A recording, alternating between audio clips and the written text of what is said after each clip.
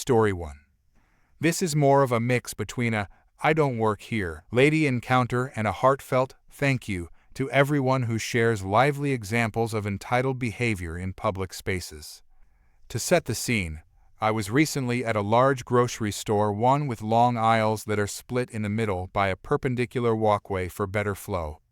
I prefer shopping absurdly early in the morning because the background music is softer, and the only people around are workers stocking shelves and retirees who wake up before the sun. Usually, I'm happy to help when asked politely. Over the years, I've done everything from helping someone lift heavy items into their cart to reaching the top shelf or even lying on the floor to retrieve a pair of glasses that had been accidentally kicked under a shelf. The older regulars in the store and I often exchange friendly greetings, and they recognize me as one of the usual early morning shoppers. On this particular morning, I was in the cracker and cookie aisle. A stock employee was pulling a large metal dolly loaded with flattened boxes toward the back of the store. As she approached the end of the aisle, two mobility scooters suddenly rounded the corner and blocked her path. It was not an accident. The scooters had clearly been maneuvered to deliberately obstruct the aisle. Riding them were a man and a woman. The man focused intently on his phone, pretending not to notice anything, while the woman smugly crossed her arms. She looked like the human embodiment of a sour grape. I was near the front of the aisle, but I could hear the woman loudly insisting that the stock employee do her shopping for her. She waved a paper grocery list in the employee's face, her expression strikingly similar to that of an angry child shaking a hairbrush in frustration. The stock employee tried to explain that her job was to stock shelves, not assist customers with shopping. However, the woman wouldn't listen. She continued to argue, growing increasingly insistent. Eventually, the stock employee, clearly frustrated, exclaimed, "I don't have time for this." She maneuvered the dolly backward into the middle aisle to bypass the obstruction. The scooters couldn't reposition in time, so the employee escaped, her dolly clattering into an unblocked aisle before disappearing into the back of the store. This retreat was met with a barrage of insults and threats about reporting this to management. However, the stock employee was already long gone. But if you thought that was the end of the story, oh, how wrong you would be. The woman then loudly announced, "We'll just get that other girl to help us," with an annoyed huff. That's when I realized, to my dismay, that I was the only person left in the aisle. Unfortunately, I was dressed similarly to the stock employee, jeans and a t-shirt, and she had apparently mistaken me for store staff. For a brief moment, I considered calmly explaining to her that I didn't work there. After all, I had a shopping cart, which should have made that obvious. But then I remembered countless stories I'd read online about how rational explanations often escalate into unnecessary conflict. Given this woman's attitude, she seemed like the type who wouldn't take the truth well. If entitled behavior were a bingo card, she would already have most of it filled. Sensing the potential trouble, I quickly decided that the best option was to avoid her entirely. Without looking back, I turned and made a swift exit around the corner, putting as much distance as I could between her and me. I could hear her snapping her fingers behind me, as if summoning a dog. The sound was surprisingly sharp, probably due to years of treating people like servants. Honestly, I wasn't about to stick around and argue with someone who thought finger snapping was an acceptable way to get someone's attention. You might call me unkind for not helping an older woman, but in this case, I firmly believe avoiding the confrontation was the wiser choice.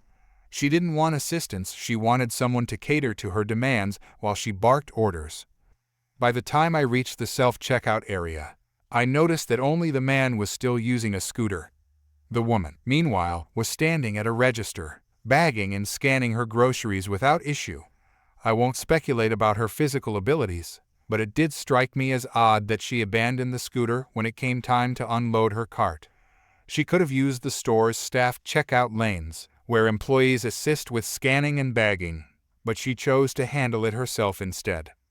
As I passed by her on my way to the self-checkout, she shot me a glare so venomous it could have curdled milk. Thankfully, most of her grumbling stayed under her breath. I quickly completed my own checkout and left the store, relieved to have avoided any direct confrontation. So, to all the online storytellers, thank you for sharing your experiences.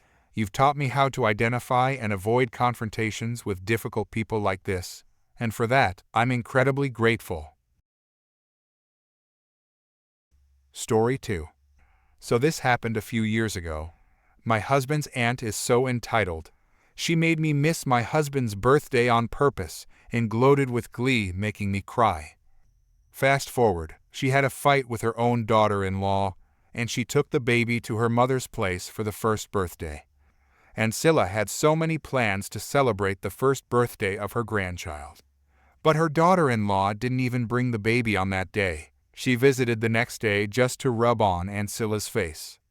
Husband and I had plans for his birthday, which was the first birthday after our marriage. So I had so many things planned out as a surprise for him. We got a phone call exactly 1 week before the birthday.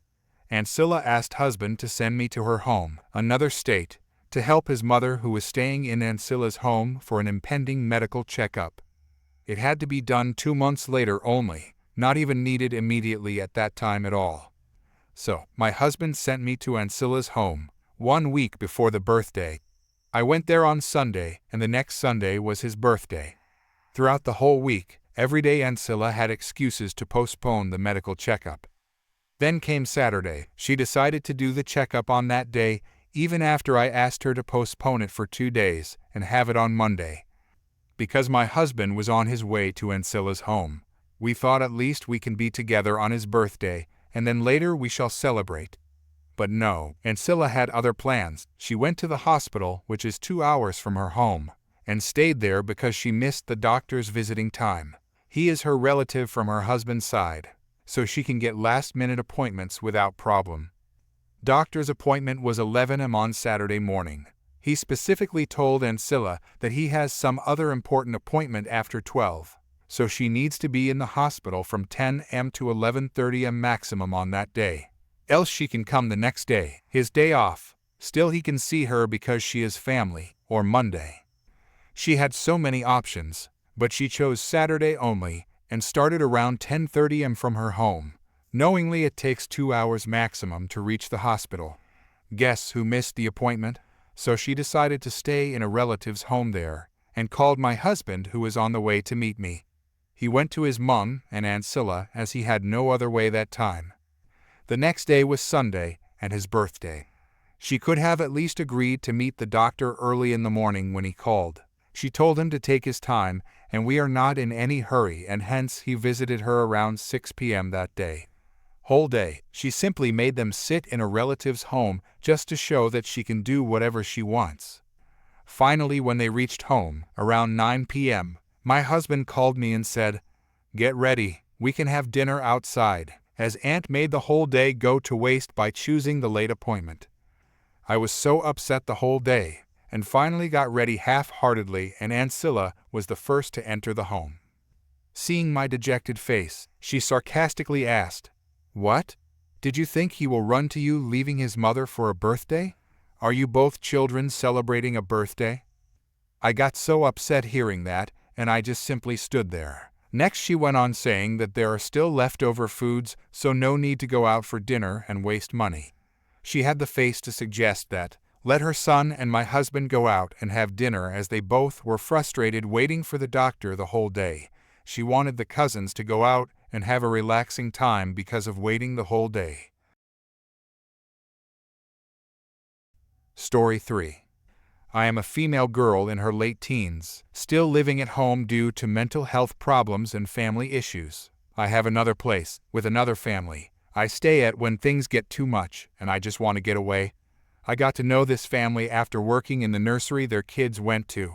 I became their babysitter that way, and I'm now a very close friend of their mother, Mom-2. Let's call the Dad-2. I'm like family. I see them as my other family. They have 3 small kids, all under the age of 6. I offered to take Mom-2 and Dad-2's oldest daughter, Maya, who is 5, to the movies for a special kids event screening of Vaiana, Mona, for kids ages 3-8 with gift backs, sing-along events, etc. Maya has a younger sister, Selah, who's 3, and a younger brother, baby Frankie, who's 16 months. Maya was looking forward to this day so much. She's an amazing big sister, with a big heart and the sweetest personality. But sometimes it can be frustrating for her to always have the younger ones included, so I made sure to make this day extra special. I don't have my driver's license yet, so we took the bus and went over to the movie an hour early to get the tickets, pick out a few snacks, etc. We sat at a table about half an hour before they let us into the movie. Maya sat in my lap, cuddling and playing a game on my phone. It was lovely. Then someone called out Maya's name. We both looked at the woman. I recognized her as Mel, the sweet, but sadly very poor woman, and a good friend of Mom too. They had just walked in to use the restroom before they would go to catch the bus back home. Mel has 2 daughters, herself, a 6-year-old, Lily, and a baby, Frankie's age, Emma. I've babysat for them once before and met Mel a couple times. She asked if I'd mind watching her daughters while she used the restroom.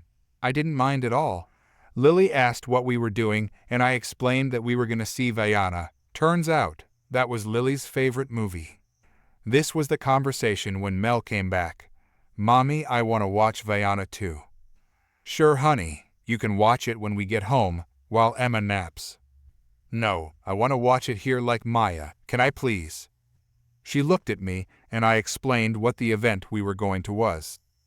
"I'm sorry, sweetie, but we can't. Emma needs to get home for her nap."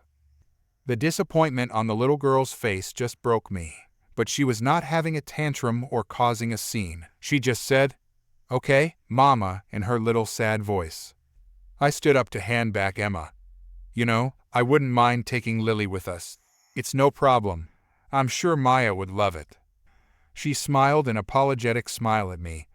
"That's very kind of you, but I can't afford it. We don't have much money for activities right now, I'm afraid. But thanks for the offer." "Hey, it's no problem, it's on me." "No, I can't accept that. I would feel bad." "Please, I insist. It's really no problem. I would love to have her join us." She teared up and pulled me into a huge hug. Her daughter was so excited and jumped into my arms. Mel left, and I walked up to buy another ticket for Lily. That's when a mother and her small daughter, who had been there the entire time, stopped me midway. Honestly, I don't know how much of the conversation the entitled mother heard. I just know she heard the last part where I offered to take Lily with me since she spoke up. "My daughter loves Vaiana too." "Oh, are you going to see it too?"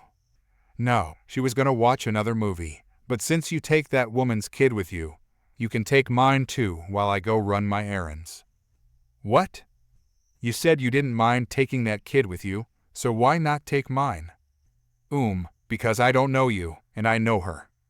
"Well, if she's comfortable leaving her daughter with you, so am I." "Are you kidding?"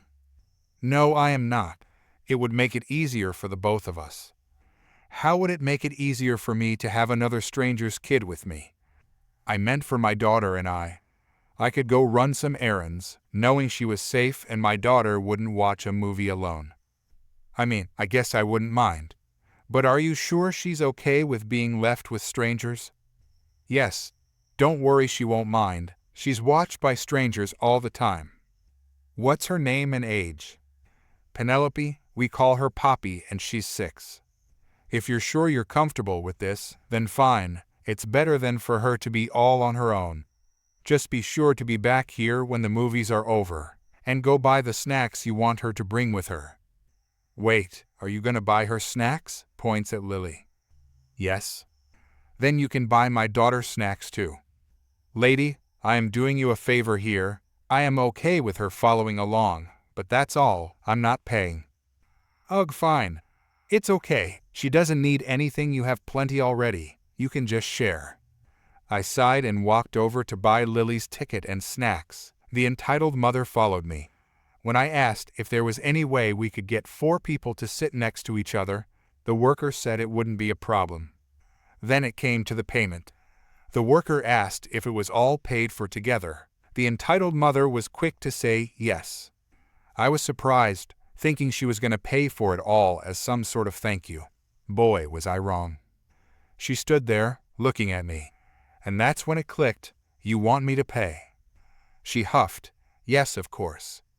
I was shocked and bent down to Poppy's level. Just to clarify, Poppy was a sweet, quiet, very polite little girl, and I pray that Mom is not going to mess up that as she grows older. Sweetie, I'm sorry, but your mommy is not very nice to me, and I can't take you with me when she's being like that. It has nothing to do with you. You seem very sweet, but I do not like your mom. How dare you talk to my daughter like that? Well, nothing I'm saying is wrong slash. I am being nice to you slash. Oh, by demanding me to pay for your daughter's ticket. But I heard you offering to pay for her ticket. Yes, because I know her. Ugh, fine, I'll pay half her ticket. Nah, that ain't good enough. You said it's all paid for together, and I'm not the one paying. You want me to pay for that brat's ticket too? No, of course not. I want you to pay for Lily's ticket and her snacks.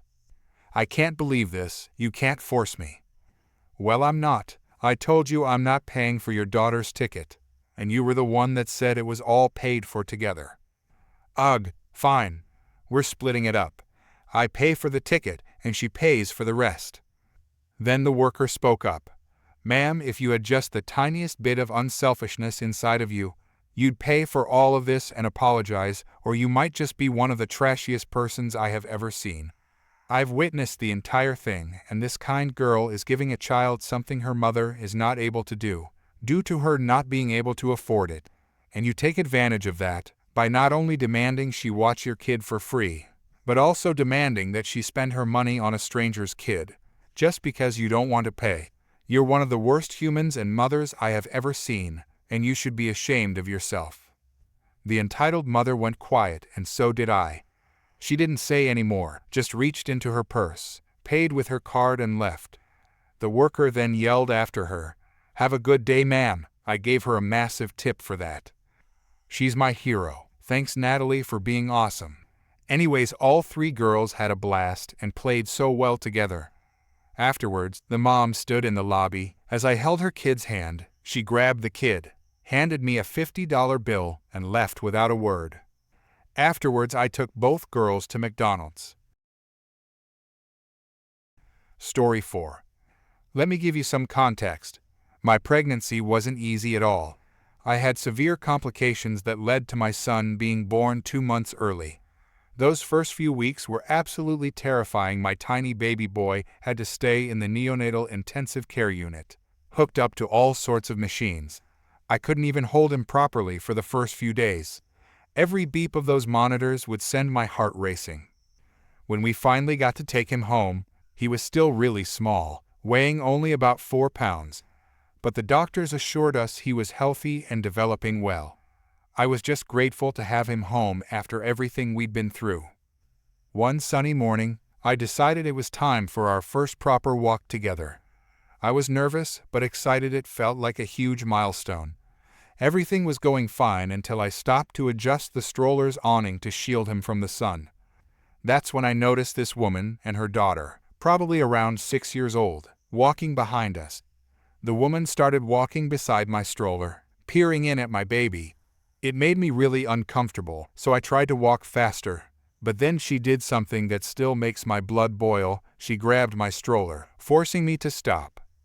She turned to her daughter and started explaining that my baby was so tiny because I wasn't willing to breastfeed him.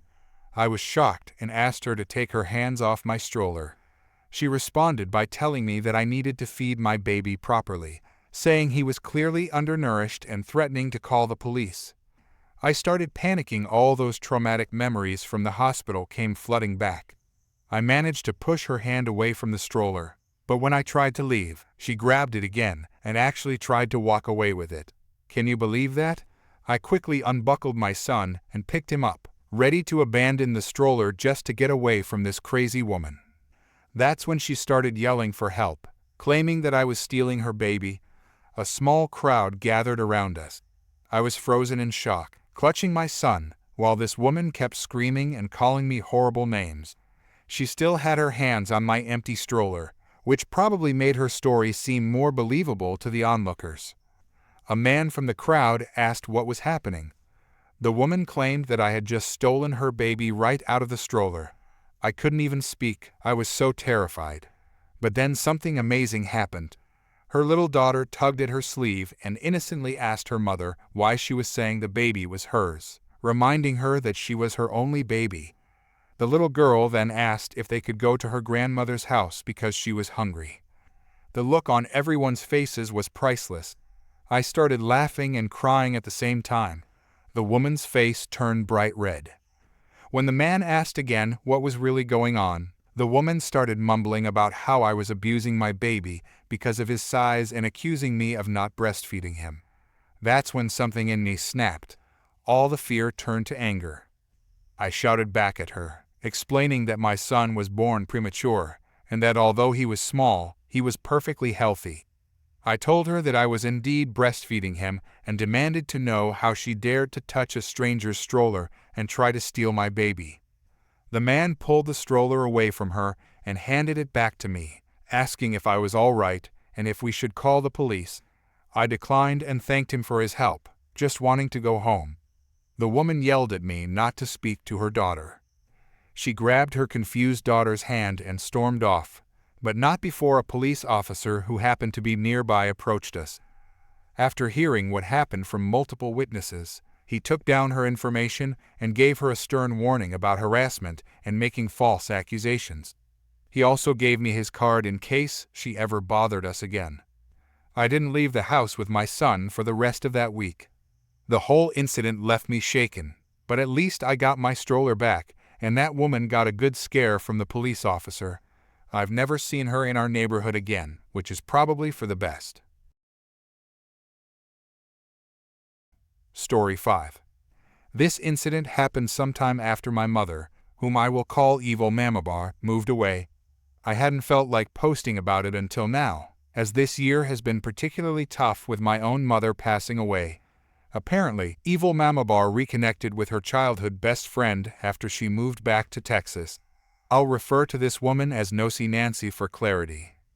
Growing up, I remember Evil Mamabar mentioning this woman occasionally, and there was even a picture of the two of them as teenagers on the wall. They lost contact in the 1980s when Evil Mamabar moved away, but they rekindled their friendship when she returned to Texas. From what I can gather, Nosy Nancy was very similar to Evil Mamabar, though I only have limited knowledge of her. She didn't seem to have any kind of social media presence, but her voice had that grating, raspy tone you'd associate with someone who has smoked for decades. It seems that after reconnecting, Evil Mamabar shared all the falsehoods she'd been using against me for years. Nosy Nancy took it upon herself to contact my sister and me, bombarding us with manipulative accusations and misplaced blame. For months, we hadn't heard a word from Evil Mamabar after she sold her house and left town. But back in her hometown, she was likely spinning stories to paint herself as a victim, as she often did. Unsurprisingly, she managed to recruit at least one person to her side.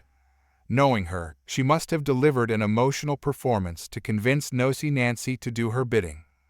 One day, while at work in my office, I received a call from an unknown number on my personal phone. When I answered, I heard the scratchy voice of Nosy Nancy for the first time.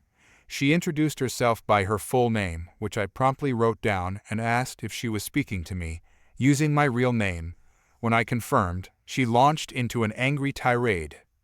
Apparently, Evil Mamabar had been staying with Nosy Nancy while her new house was being built. According to Nancy, Evil Mamabar had told her all sorts of lies about me. She accused me of taking the house Evil Mamabar was meant to inherit from my father, claimed I had manipulated his will, alleged I poisoned my sister against her, and even made racist remarks about my sister's husband. Nancy ended by saying I had driven Evil Mamabar out of town and caused her to lose everything. It was clear Nosy Nancy had a completely wrong idea of the situation, fueled by Evil Mamabar's deceit. Calmly, I listened to her rant before responding. I told her everything she said was incorrect, but I wasn't about to argue or defend myself to someone like her. Instead, I pointed out that I had an active restraining order against Evil Mamabar, and by calling me on her behalf, Nosy Nancy was breaching that order as an accomplice. Nancy didn't believe me. I informed her that there were valid reasons for the restraining order, backed by substantial evidence. I made it clear that if she ever contacted me again, I would involve the police and file a harassment report. I added that I had recorded our conversation on my business line and had her full name, number, and evidence of her harassment. If she continued to bother me, I wouldn't hesitate to use it. Nancy hung up immediately. Afterward, I called my lawyer to inform him about the incident. He asked me to provide the recording, so I copied it to a thumb drive, planning to deliver it after work. A few hours later, my sister called, furious. Nosy Nancy had contacted her too. Somehow, Evil Mama Bar had gotten hold of my sister's current number. Looking back, my sister had received calls from a hospital when Evil Mama Bar was injured, which is how her number was likely obtained. Reluctantly, my sister admitted she had called Evil Mama Bar after her baby was born, wanting to have the last word in their fraught relationship. Her husband hadn't known she did this at the time. While she blocked the number afterward, the damage was done, as her call had been logged. My sister felt guilty, knowing that her actions breached the restraining order, which applies to both parties. We decided to let it go, as nothing significant came of it, though she has since changed her number again to prevent further issues. Fortunately, this situation with Nosy Nancy didn't escalate further. None of us heard from her or any other supporters of Evil Mama Bar again. I hoped this would be the end of it. Evil Mama Bar had left town and needed to stay gone. But as I would later find out, she didn't stay gone. This ordeal wasn't over. My next post will delve into how the saga of Evil Mama Bar finally came to a close for good. Story 6. I was a terminal year student in secondary school. We had already taken our leavers exams, and my exam score determines, in part, which university I will enter. At this point in the year, most people have received offers of admission from various universities. This means that a lot of people have started to not care about their school grades, because they have already been accepted to university. However, my situation was different from my peers, because I don't have a rich father to pay for my university tuition. So I applied for a private scholarship, and, by some miraculous stroke of luck, I received a generous grant, but the terms and conditions say that I must finish this school year with good grades, or else they will revoke my scholarship. Basically, this means that I can't slack off for the rest of this year.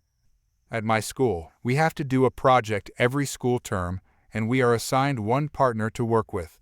I chose to do my project in French literature, so my instructor assigned me to work with another guy who also chose the same topic. The other guy had also been accepted to university. However, unlike me, he came from a privileged background and could afford to pay his university tuition in full, so he was already in the slacking off mode. My first week of working with him on that project wasn't too bad. We discussed our goals for the project, and then we wrote a project proposal together. Admittingly, I did most of the writing. However, the second week was where it started to go downhill. My project partner went on a ski trip of some sort, so I had to present our proposal to the instructor by myself. The instructor was satisfied with our proposal, and I assured her that everything was going smoothly. Afterwards, I tried contacting my project partner, but he didn't respond. On the third week of the project, he came back from his trip and claimed that there was absolutely no Wi-Fi and no signal in the place he was vacationing. However, I have him added on my Snapchat account, and I know for certain that he had ready access to Wi-Fi, based on the fact that he posted an endless stream of stories of videos of him partying and skiing whatnot. Besides, I have no clue why he chose to go on vacation during the school year. By the third week of the project, we were supposed to have started writing our project paper. I had done all of the project research while he was away on his trip, and we made a paper outline together, and we divided up the work so that each of us would write roughly 20 pages each. He assured me that he would complete his work on time. Another week went by, and I wrote 6 pages. He had written a grand total of 1 page. I told my project partner that he should probably have written more, but he just told me not to worry. Around this time, I met with my instructor and expressed my concerns that my partner was slacking too much. She told me not to worry, and that she'd send out a class-wide notice warning against slacking. she did send out a strongly worded message to our class. By week 7, I had finished a rough draft of my part of the paper, around 23 pages, but he had not even written half of his part. When I confronted him, he didn't even try to make excuses. He just told me that everyone is slacking by that point of the year and that I should be enjoying the rest of my time in secondary school instead of working so hard, etc. We had to submit our project on week 10, so you can probably imagine my panic when he had only finished writing half of his part on week 9.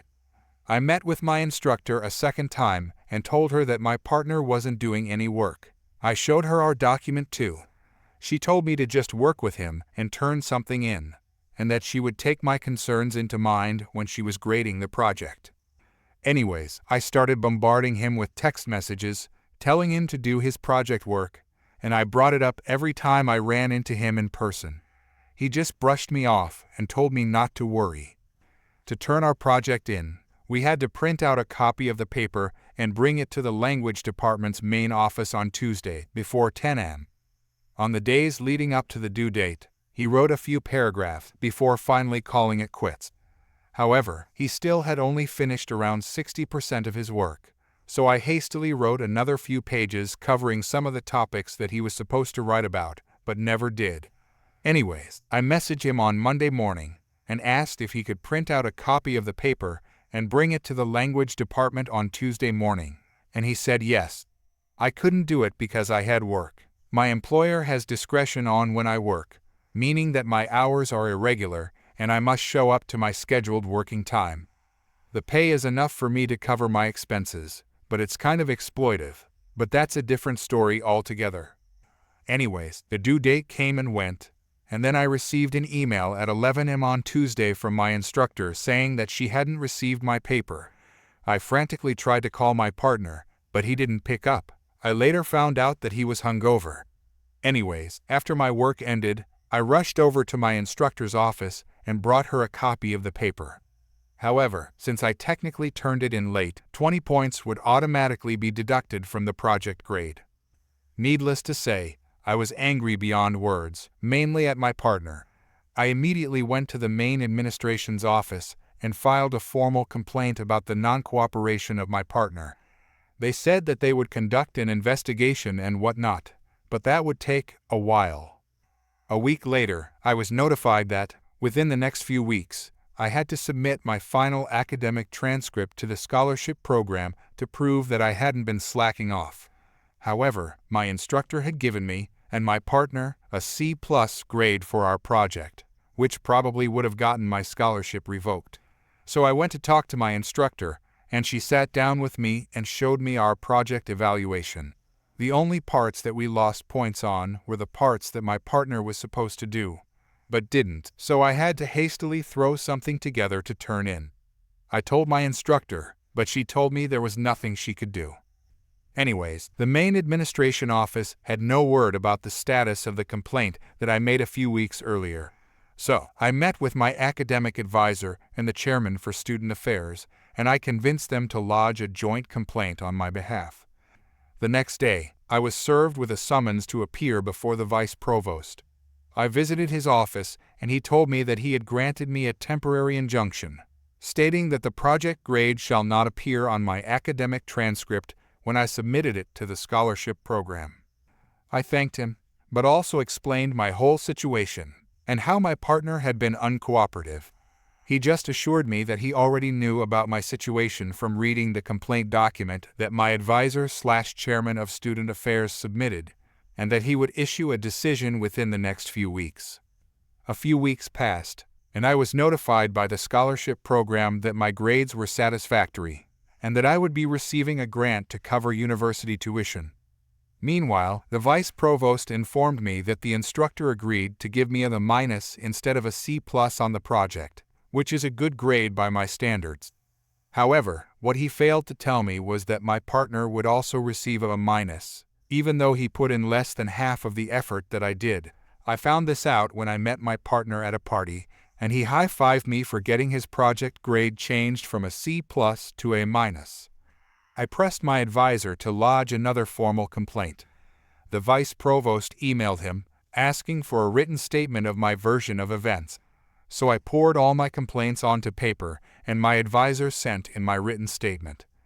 The next week, the vice provost emailed my advisor, saying that the appropriate action has been taken against my partner, but that he couldn't reveal what specifically, because of student privacy regulations.